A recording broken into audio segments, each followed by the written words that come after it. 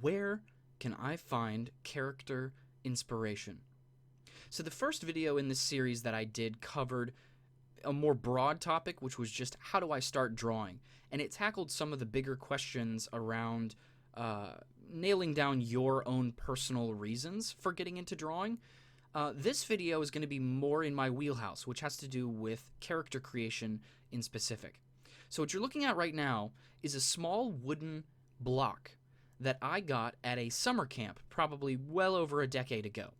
There was a little craft area where we were supposed to make these little calendar blocks. I can't remember how many blocks came in a set, but essentially you could rotate the block around and you could change the month of the year, the day of the week, and then the actual date number of the month.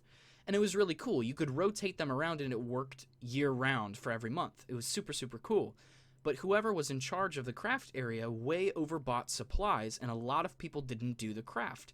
So that person gave me all these wooden blocks that were just pre-cut, and I started drawing character faces on them.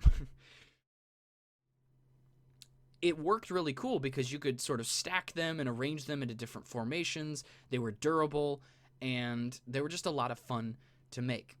So that's what I'm going to be doing in the background of this video, is I'm going to be creating an original character based off of this small wooden block and taking some of my design decisions from the block itself and the decisions I made when I was much, much younger.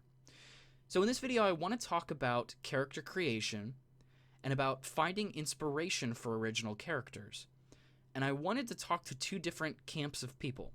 So I want to talk to the people who have established themselves as people who draw, but every once in a while you might get stuck and you find yourself with a creative block. So I want to talk to that group first, and then I'll get to the people who are jumping into character creation ice cold. Maybe you want to learn how to do it, like how to create characters, where to find inspiration, and I will get to that group as well. But let's start with the people who draw semi-regularly, but every once in a while you just get sort of stuck. And this video specifically is for character creation. Where do you find inspiration for characters?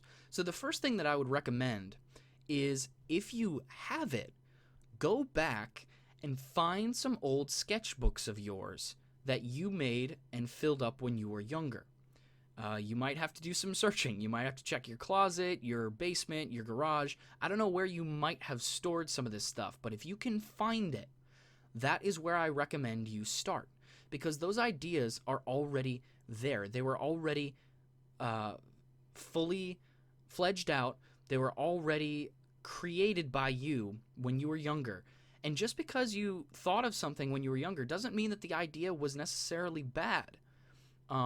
Maybe your style has changed. Maybe you were embarrassed by it and you moved on. Hopefully you didn't destroy all of it. I really hope you didn't throw it all away. But there's a lot of good stuff there. And that's where I would recommend starting, because you've already put in the legwork. You've already created something interesting. I think that I was much more skilled at creating characters when I was younger than I am now. Now it takes a little bit longer, I think, because my imagination takes a little bit to get reignited or get thawed out almost. But when I was younger, that stuff was just second nature, was just inventing new and weird and fun things.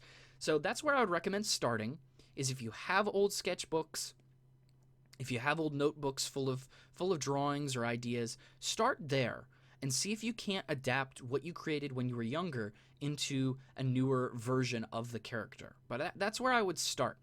If you can't find any sketchbooks from your childhood, what I would then go to is look for objects that were precious to you from your childhood, things that you would play with, or things that you created worlds with. This might be Legos, this might be Bionicles, this might be action figures. It could be literally anything. It could be Polly Pockets, it could be Littlest Pet Shops, it could be Zuzu Pets. You name it. I had sisters, so I was familiar with all the grand spectrum of little trinkets and toys to play with. but find physical objects that you used to play with when you were a kid. I'm kicking this sketch into Time-Lapse just because I didn't want to talk for 30 minutes about this, because I feel like the video could have gotten really long-winded. So the rest of this, right up to the end, is going to be in Time-Lapse.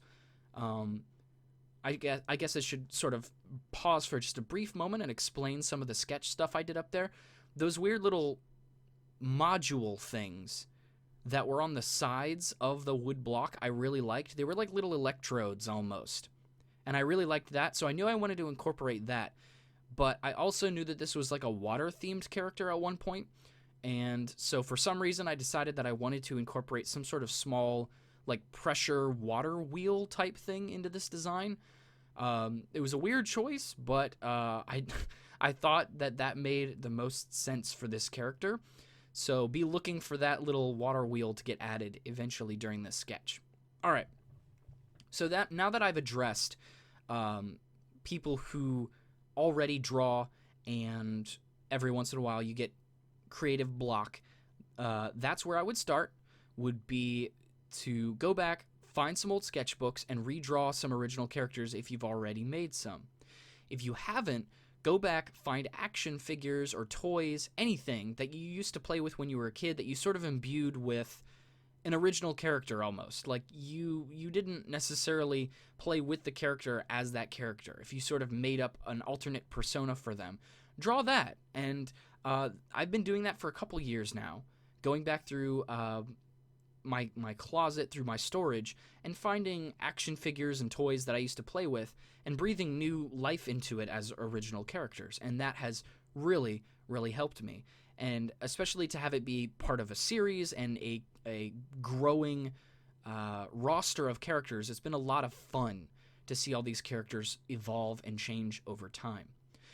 So now I want to talk to the folks who you're just now getting into character creation and you really don't know where to start.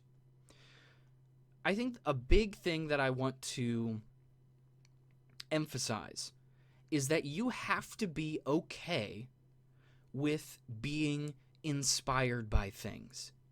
There's this really weird and pervasive thought that any idea that you create has to be wholly original, that it has to just fall out of the clear blue sky, and that lightning struck your brain one day and you suddenly just developed this original concept. I got some bad news for you. That's a myth. Okay? Because even in very minute ways, we are influenced by so many things.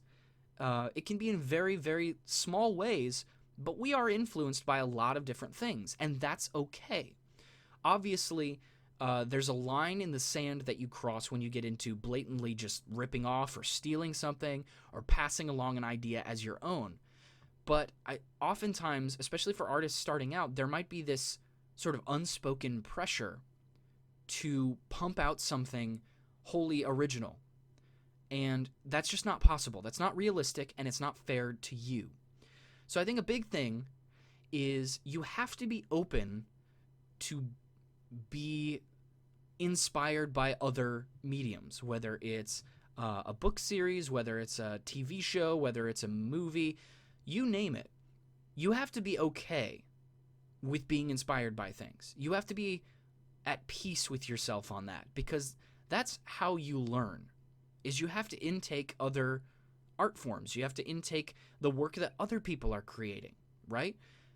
Everybody is inspired by something.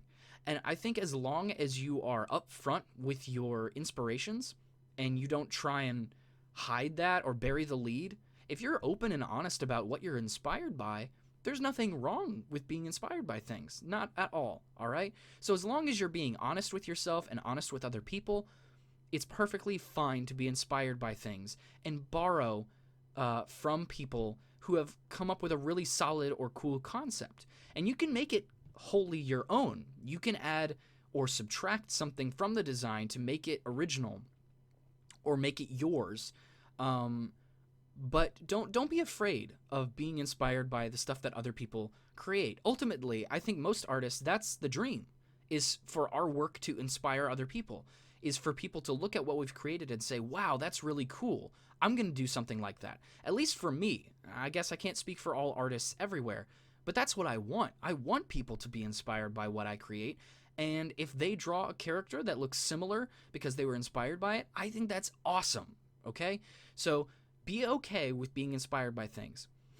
Another thing that I would recommend for people who are getting into character creation is bring stuff to draw with when you go on vacation, on trips, on outings in general. Obviously, certain social situations, it might not be polite to have a drawing book right there next to you. I learned that the hard way.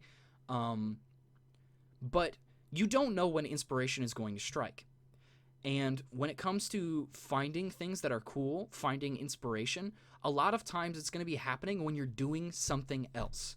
I cannot count the number of little Post-it notes that are in the front bag of my backpack that I bring to work with me, where I'll be doing my job, and all of a sudden I'll have this idea, and so I'll just grab a Post-it and I'll make a quick little sketch, and then I'll stuff it in the front pocket of my backpack.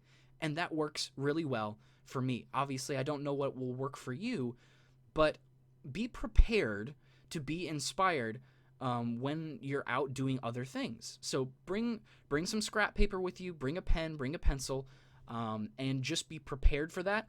Also, you have to be looking for stuff, and I think this develops over time. You have to develop an eye for design. That could be a color, it could be a shape, it could be an advertisement, it could be a logo, it could be anything that could potentially spark your creativity. But you just have to be prepared. So start bringing a sketchbook with you places. I think that's a really good way to go about doing it.